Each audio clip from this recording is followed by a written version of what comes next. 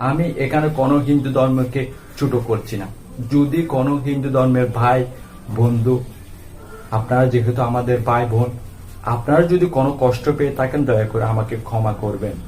আমার কাজ হচ্ছে মুসলিম হিসেবে দাওয়াত দেওয়া, আর আপনি দাওয়াত অ্যাকসেপ্ট করেন না করেন সেটা আপনার বিষয়। পবিত্র কোরআনে সূরা আল আলামের 108 নম্বর আয়াতে উল্লেখ আছে, নিন্দা করিও না, গালি দিও না যাহারা আল্লাহকে ছাড়া অন্য কাকে ডাকে, কারণ অজ্ঞান বশত নিন্দা করিবে, গালি দিবে আল্লাহ সুবহানাহু ওয়া তাআলাকে। ভৌগোলিক ভাবে ধরতে গেলে আমি একজন হিন্দু। আমি বিশ্বাস করি যজুর্বেদের 32 নম্বর অধ্যায় 3 নম্বর অনুচ্ছেদে আছে, নাতাসি প্রতিমা আস্তি, সর্বশক্তিমান ঈশ্বরের কোনো প্রতিমূর্তি নেই, তার কোনো ফটো নেই, ভাস্কর্য নেই, রূপক নেই, ছবি নেই, প্রিন্টিং নেই। আমি বিশ্বাস করি যজুর্বেদের 40 নম্বর অধ্যায় 8 নম্বর অনুচ্ছেদে সর্বশক্তিমান ঈশ্বর নিরাকার ও পবিত্র। আমি বিশ্বাস করি ইক্কম এবে দ্বিতীয়ম, ঈশ্বর একজনই, দ্বিতীয় কেউ নেই। আমি বিশ্বাস করি লা ইলাহা ইল্তি পাপম ইলতিলাহা, জন্মকণ্ঠ জপি নাম মোহাম্মদ। আপনি যদি কোনো জ্ঞানী হিন্দুকে জিজ্ঞেস করেন আপনি কতজন দেবতা বিশ্বাস করেন, কে বলবে 3 জন, কে বলবে 5 জন, কে বলবে 1000 জন, কে বলবে 500 জন। আর যদি জ্ঞানী হিন্দুকে জিজ্ঞেস করেন যে হিন্দু ধর্ম গ্রন্থগুলো পড়ে, জানে, বুঝে, সে আমাদেরকে বলবে আমাদের গ্রন্থ অনুযায়ী আমাদের বিশ্বাস করা উচিত, পূজা করা উচিত এক ঈশ্বরে। আর অনেক হিন্দুরা মনে করে গাছ হল ঈশ্বর, তারা হল ঈশ্বর, সূর্য হল ঈশ্বর, সবকিছু ঈশ্বর। আর আমরা মুসলমানরা বলে থাকি গাছ হল ঈশ্বরের, তারা হল ঈশ্বরের, সূর্য হল ঈশ্বরের, সবকিছু ঈশ্বরের। তাহলে আমাদের মধ্যে পার্থক্য হচ্ছে এর অক্ষরটি। একজন হিন্দু বলে থাকে সবকিছু ঈশ্বর, আর একজন মুসলিম বলে থাকে সবকিছু ঈশ্বরের। তাহলে আমাদের মধ্যে পার্থক্য হচ্ছে এর অক্ষরটি। আমরা যদি এর অক্ষরটি দূর করতে পারি তাহলে হিন্দু মুসলিম ঐক্যবদ্ধতা হয়ে যাবে। কিভাবে হবো? পবিত্র কোরআনে উল্লেখ আছে, সূরা আল ইমরানের 66 নম্বর আয়াতে উল্লেখ আছে, কুল আহলুল কিতাব, বলো হে কিতাবের অনুসারী, তাআলা ইলা কালতু মিন সাওয়া বাইনা বাইনাকুম, এসো সেই কথা যাহা তোমাদের আর আমাদের মধ্যে এক। প্রথম সাদৃশ্য আল্লাহ নাবুদা ইল্লাল্লাহ, আমরা আল্লাহ ছাড়া আর কারো ইবাদত করি না। ওয়ালা নুশরিকু বিহি শাইইন, কোনো কিছুর সাথে শরীক করি না। ওয়ালা ইয়াতাকুয়া বাদু আরবা মিন দিনিল্লাহ, আমরা কেহ কাহাকে আল্লাহ ব্যতীত রব হিসেবে গ্রহণ করি না। ফাইন তাওয়াল্লু, যদি তারা অমান্য করে, ফাকুল্লু শাহাদু, তোমরা সাক্ষী থাকো। বিআইনি মুসলিমুন, আমরা মুসলমানরা নিজের ইচ্ছাকে আল্লাহ সুবহানাহু ওয়া তাআলার কাছে আত্মসমর্পণ করে দিয়ে শান্তি অর্জন করি। এই কিতাব যদিও বলছে আহলে কিতাবের কথা, আসলে এই কিতাব দিয়ে বোঝানো হয়েছে বিভিন্ন ধর্মের মানুষদের, যারা মুসলিম বাদে অমুসলিমদের।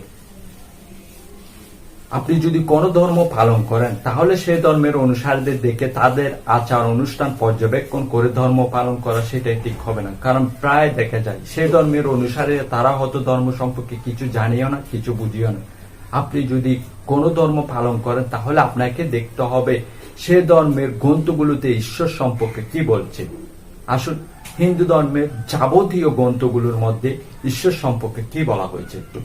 ছান্দোগী উপন্যাসে উল্লেখ আছে 6 নম্বর অধ্যায় 2 নম্বর অনুচ্ছেদে 1 নম্বর অনুচ্ছেদে, ইক্কম এবে দ্বিতীয়ম, ঈশ্বর মাত্র একজন, দ্বিতীয় কেউ নেই। এছাড়া শত উপন্যাস আরো উল্লেখ আছে 6 নম্বর অধ্যায় 9 নম্বর অনুচ্ছেদে, নাতাশিস কাশিস জানিতি জানিপা, সর্বশক্তিমান ঈশ্বরের কোনো বাবা নেই, তার কোনো প্রভু নেই, তার চেয়ে বড় কেউ নেই। শত উপন্যাস আরো উল্লেখ আছে 4 নম্বর অধ্যায় 19 নম্বর অনুচ্ছেদে, নাতাসি প্রতিমা আস্তি, সর্বশক্তিমান ঈশ্বরের কোনো প্রতিমূর্তি নেই, তার কোনো ফটো নেই, ভাস্কর্য নেই, রূপক নেই, ছবি নেই, প্রিন্টিং নেই।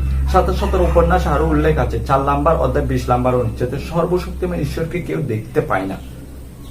এছাড়া আরো ভগবদ গীতা উল্লেখ আছে 7 নম্বর অধ্যায় 20 নম্বর অনুচ্ছেদে, সেসব লোক যাদের বিচার বুদ্ধি কেড়ে নিয়েছে জাগতিক আকাঙ্ক্ষা, তারাই অপদেবতার উপাসনা করে। তাহলে সেটার অর্থ দ্বারায় যেসব মানুষের বিচার বুদ্ধি কেড়ে নিয়েছে জাগতিক আকাঙ্ক্ষা, তারাই মুক্তি পূজা করে। ভগবদ গীতা আরো উল্লেখ আছে 10 নম্বর অধ্যায় 3 নম্বর অনুচ্ছেদে, লোকে জানে আমি কখনো জন্মাইনি, কখনো উদ্ভূত হইনি, এ বিশ্ব জগতের প্রভু। হিন্দু ধর্মের যাবতীয় গ্রন্থগুলোর মধ্যে সবচেয়ে কাটে, সবচেয়ে পবিত্র হচ্ছে বেদ। যদিও অন্য গ্রন্থ বেদের বিরুদ্ধে যায়, সেই ক্ষেত্রে বেদকে বেশিরভাগ মানা হয়। যজুর্বেদের 32 নম্বর অধ্যায় 3 নম্বর অনুচ্ছেদ আছে, নাতাসি প্রতিমা আস্তি, সর্বশক্তিমান ঈশ্বরের কোনো প্রতিমূর্তি নেই, তার কোনো ফটো নেই, ভাস্কর্য নেই, রূপক নেই, ছবি নেই, প্রিন্টিং নেই। এছাড়া আরো যজুর্বেদে উল্লেখ আছে 40 নম্বর অধ্যায় 8 নম্বর অনুচ্ছেদ আছে সর্বশক্তিমান ঈশ্বর নিরাকার ও পবিত্র। যজুর্বেদের 40 নম্বর অধ্যায় 8 নম্বর আছে সর্বশক্তিমান ঈশ্বর নিরাকার ও পবিত্র। যজুর্বেদের 40 নম্বর অধ্যায় 9 নম্বর অনুচ্ছেদ আছে আন্দাত্মা প্রতিশান্তি ইয়া অসম্বতি মুফাস্তি। আন্দাত্মা অত অন্ধকার, প্রতিশান্তি অত প্রবেশ করা, আসম্বতি অত প্রাকৃতিক বস্তু যেমন আগুন, পানি, বাতাস। তারা আরো অন্ধকারে প্রবেশ করে যারা সাম্বতী পুজো করে। সাম্বতী অর্থ মানুষের তৈরি বস্তু যেমন টেবিল, চেয়ার ইত্যাদি। কোথায় বলা হয়েছে? যজুর্বেদের 40 নম্বর অধ্যায় 9 নম্বর অনুচ্ছেদ আছে। এছাড়া আরো অথর্ববেদের 20 নম্বর অধ্যায় 58 নম্বর অনুচ্ছেদ 3 নম্বর অনুচ্ছেদ আছে দি মহান আসি, সর্বশক্তিমান ঈশ্বর সুমহান। এই 4টি বেদের মধ্যে সবচেয়ে কাছে সবচেয়ে পবিত্র হচ্ছে ঋগ্বেদ।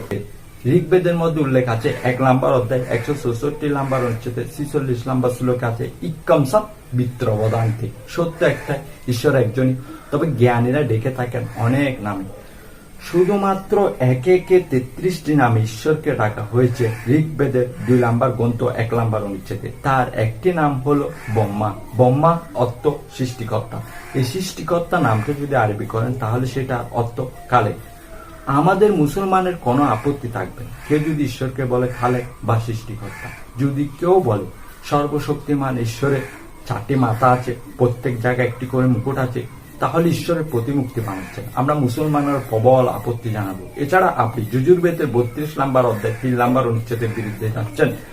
নাদাসী প্রতিমা আস্তি, সর্বশক্তিমান ঈশ্বরের কোনো প্রতিমূর্তি নেই, তার কোনো ফটো নেই, ভাস্কর্য নেই, রূপক নেই, ছবি নেই, প্রিন্টিং নেই।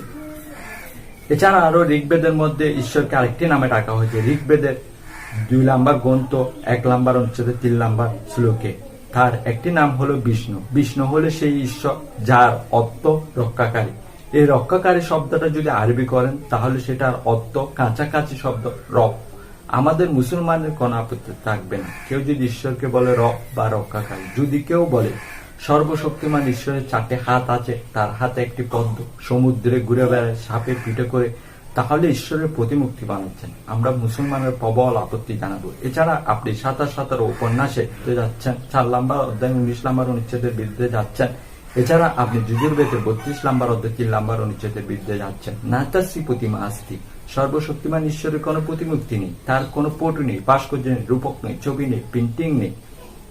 এছাড়া আরো ঋগ্বেদের মধ্যে উল্লেখ আছে 8 নম্বর অধ্যায় 1 নম্বর অনুচ্ছেদ 1 নম্বর অনুচ্ছেদ মা সিদিনী সাংসার, শুধুমাত্র তার উপাসনা করো, এক ঈশ্বরের, তাকে বর্ণনা করো। আর ব্রহ্মা শত্রু সেখানে বলা হয়েছে ইক্কম বিহম দেবতা নাস্তিক হ্যাঁ, নিহেন নাস্তিক হ্যাঁ, ইনসান ভগবান একই হ্যাঁ, দুসরা নিহিয়ে নিহিয়ে নিহিয়ে যারা বি নিহিয়ে। ঈশ্বর মাত্র একজনই, দ্বিতীয় কেউ নেই, কেউ নেই, কেউ নেই, কে কখনো ছিলও না। আর বেদের মধ্যে উল্লেখ আছে লা ইলাহা ইলতি পাপম ইলতি লাহা, জন্মকণ্ঠ জপি নাম মোহাম্মদ। অর্থাৎ জান্নাত নামে স্বর্গ যদি তুমি পেতে চাও তাহলে এক আল্লাহকে মেনে নাও আর নবী মোহাম্মদ সাল্লাল্লাহু আলাইহি ইসলামের জীবনের আদর্শকে তোমার জীবনের আদর্শ বানিয়ে নাও। ইসলাম সম্পর্কে, ঈশ্বর সম্পর্কে কি বলা হয়েছে?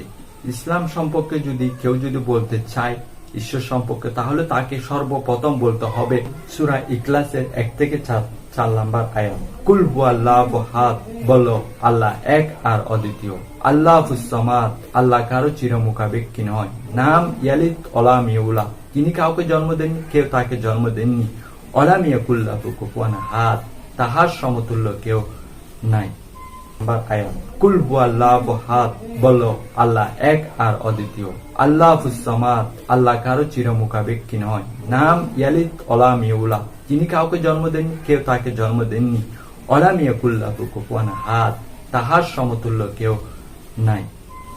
আর পবিত্র কোরআনে সূরা ফজিলাতে 53 নম্বর আয়াত উল্লেখ, সানুরিহিম আয়াতিনা ফিল আফাহিম ওয়া ফিল আনফুসিহিম হাত্তা ইয়াতাবায়ানা আন্নাল হক, আমি আমার নিদর্শনগুলি ব্যক্ত করিব বিশ্বজগতের প্রতি, যাহাতে ওহাতের নিকটে সুস্পষ্ট হয়। আল্লাহ বলছেন প্রত্যেকটি মানব সন্তানকে তার নিদর্শনগুলি দেখাবেন, আমরা যখন তারা দেখি তখন আমাদের সৃষ্টিকর্তার কথা মনে পড়ে যায়, তিনি আমাদের সৃষ্টিকর্তা, তিনি আমাদের আল্লাহ। আমরা যখন সূর্য দেখি তখন আমাদের সৃষ্টিকর্তার কথা মনে পড়ে যায়, তিনি আমাদের সৃষ্টিকর্তা, তিনি আমাদের আল্লাহ। আমরা যখন দিনের পর রাত দেখি তখন আমাদের সৃষ্টিকর্তার কথা মনে পড়ে যায়, তিনি আমাদের আল্লাহ, তিনি আমাদের সৃষ্টিকর্তা।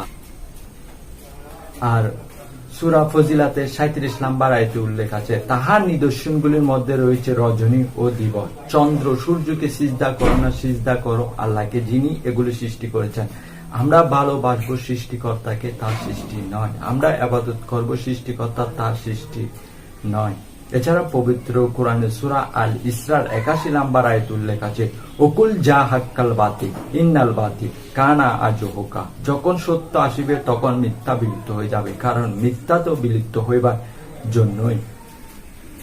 এছাড়া পবিত্র কোরআনে সূরা আল ইমরানের 19 নম্বর আয়াতে উল্লেখ আছে, একমাত্র জীবন দর্শনের উপায়, একমাত্র ধর্ম নিজের ইচ্ছাকে আল্লাহ সুবহানাহু ওয়া তাআলার কাছে আত্মসমর্পণ করে দিয়ে শান্তি অর্জন করা। এ হলো সংক্ষেপে ইসলাম এবং হিন্দু ধর্মের উপর ধারণা।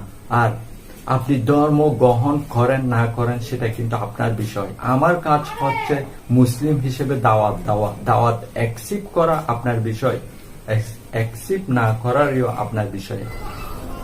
সবার মাঝে একটা ভুল ধারণা প্রচলিত আছে যে ইসলাম ধর্ম নতুন ধর্ম। সত্যি বলতে ইসলামের উৎপত্তি হয়েছে সৃষ্টির প্রথম লগ্নে, যখন এই পৃথিবীতে মানুষ পা রেখেছিল। আর মহানবী সাল্লাল্লাহু আলাইহি ইসলাম ধর্ম প্রবর্তক করেননি, তিনি সর্বশেষ নবী যাকে আল্লাহ পাঠিয়েছে। পবিত্র কোরআনে সূরা রাহাতের 38 নম্বর আয়াতে উল্লেখ আছে, তোমার পূর্বে আমি আরো রাসূল প্রেরণ করেছিলাম।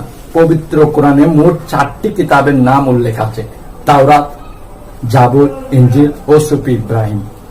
তবে সেই কিতাবগুলো এসেছে গুটি কয়েকজন মানুষের জন্য। সেই কিতাব মেনে চলার সময় ছিল নির্দিষ্ট কিছু সময়ের জন্য। তবে পবিত্র কোরআন আল্লাহ সুবহানাহু ওয়া তাআলার সর্বশেষ চূড়ান্ত আসমানী কিতাব। এই কিতাব শুধু মুসলিম ভারতদের জন্য নয়, এই কিতাব এসেছে সমগ্র মানব জাতির জন্য। এই কথা পবিত্র কোরআনে বারবার বলা হয়েছে।